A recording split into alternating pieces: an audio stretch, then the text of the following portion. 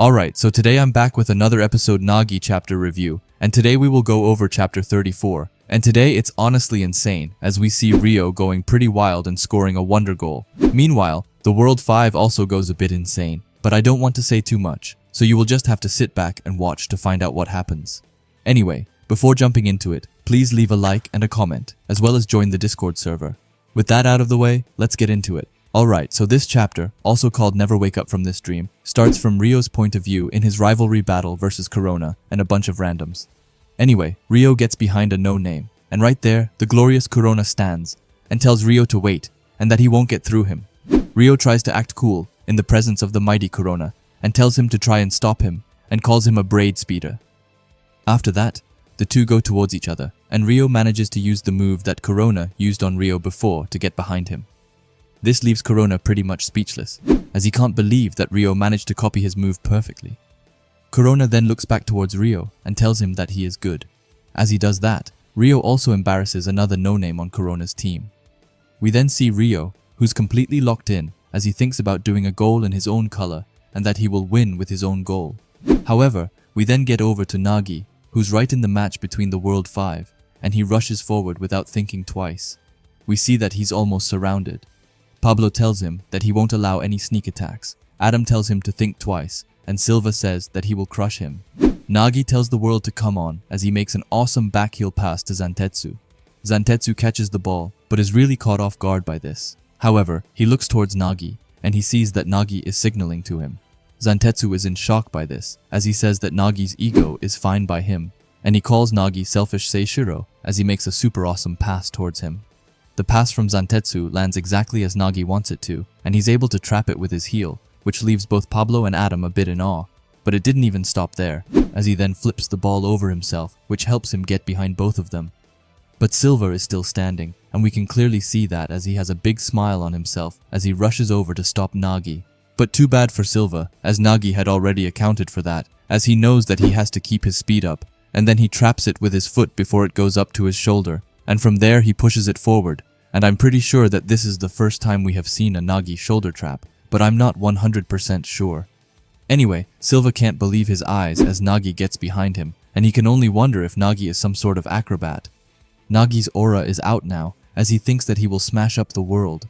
We then leave Nagi and get into Ryo, who thinks that he can't get picky about how to score goals, and then tells Igarashi to go with him.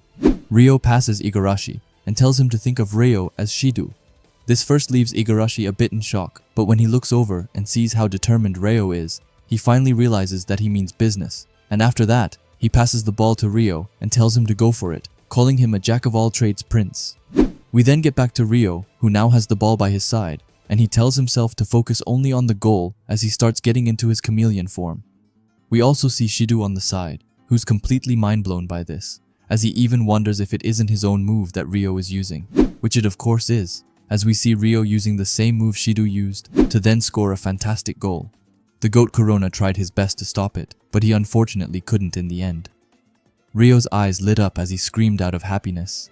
Meanwhile, we then get back to Nagi, whose eyes are also on fire, and he thinks that he will also smash it in and tells them to eat his goal. Hey, it's Natsu mid-editing here, and I just wanted to pause the video to ask you to subscribe if you haven't already, and while you're already down there, why not leave a like as well? But just as he shoots the ball, we can see that Loki is able to just in time block it with his foot. Nagi is completely in awe of this, as he himself even said that he thought that he got past everyone. We then see Loki, whose eyes are also on fire, as he tells Nagi that he was too slow with a smirk on his face. Loki gets the ball, and Nagi only thinks that Loki's speed is too fast, and he calls it inhuman speed. Loki stomps the ball down and says that Nagi is picking a fight with them on his own, and asks if he isn't afraid of anything. Luna adds in and says that he is the same as Loki and says that Loki looks down on them. Loki tries to disagree and says that he respects them and that they were all amazing until he showed up. Pablo says that Loki is really looking down on them. Adam calls him a jackass. Meanwhile, Silva just starts laughing and says that it's what he likes about Loki. We then get back to Nagi, who thinks that Loki rushed in from outside his field of vision and calls him a monster. Loki then speaks up and says that maybe he and Nagi are the same, saying that they are blessed with talent and not afraid of anything. But to put it another way, he tells Nagi that when you learn fear, it will destroy him. Both of them just stare at each other as Nagi then tells Ryo to hurry up, as the world has so many unexpected creatures. We then get to Ryo's side again, as they have just won the game. Igarashi rushes to him and says that they won. He quickly grabs onto Ryo and says that it was one hell of a shot and tells him, "Nice going." Ryo looks a bit annoyed, but says thanks. Igarashi asks Ryo why he didn't tell them that he was hiding that weapon. Ryo is just confused and asks what weapon he's talking about. He starts playing with his hair and says that he just copied what Shido did before and says that he'll never catch up to the prodigies like this. Igarashi gets a bit caught off guard and just says, "Gotcha." Shido then thinks to himself that Ryo doesn't realize that his copying ability is his rare talent. Ryo then asks them who they are picking. Igarashi has a big smile as he says that they should pick Corona, as he was the coolest. Ryo agrees and tells Corona to join them. Corona then thanks them. He's probably glad to leave his team of no-names. After that, Shido calls out to Ryo and tells him not to misjudge his explosion and calls him Mr. Chameleon. But Ryo just looks at him confused, and Igarashi then says that Team Brink of Death broke through in the end, and we then see that they cleared the second selection. We then get back to Nagi's side, where the players are having language study. We then see Zantetsu just being completely stupid, like always.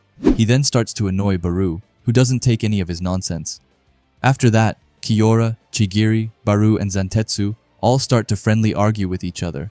Meanwhile, Nagi is lying on his bed and thinks that everybody's so loud and that studying is such a pain.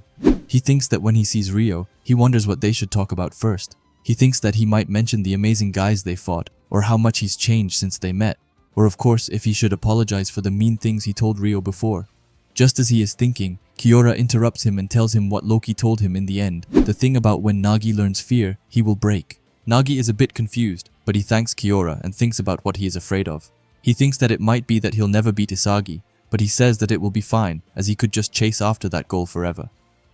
As he is continuing to think, the TV suddenly goes off, and the announcer says that the second selection has just concluded, and they now have all the players who will proceed to the third selection.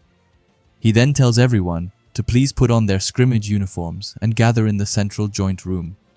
Zantetsu asks Chigiri how his knee is, but he says that it's just fine.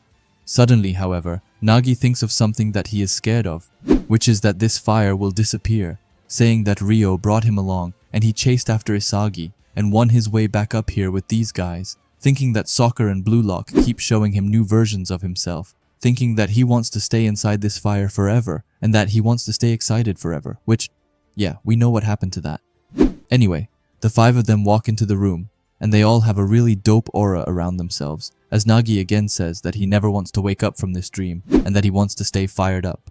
We then see that Nagi and Isagi spot each other, and Nagi has fire in his eyes as he says hello to Isagi. Now the next chapter will be called Eternal Sunset, and will unfortunately be released a month from now, like always. I would love to talk a bit about this chapter, but I have a big project in school, so I kind of have to end this here. I might make another video when I talk about this chapter, but I promise you guys that in the summer, when school is over, the videos will be a lot better. If you like Blue Lock and videos like this, then I would highly suggest you subscribe to this channel, and while you are at it, leave a comment and a like, as it helps out with the algorithm a ton.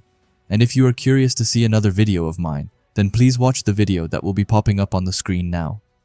Anyway, thanks for watching and have a great day. Bye.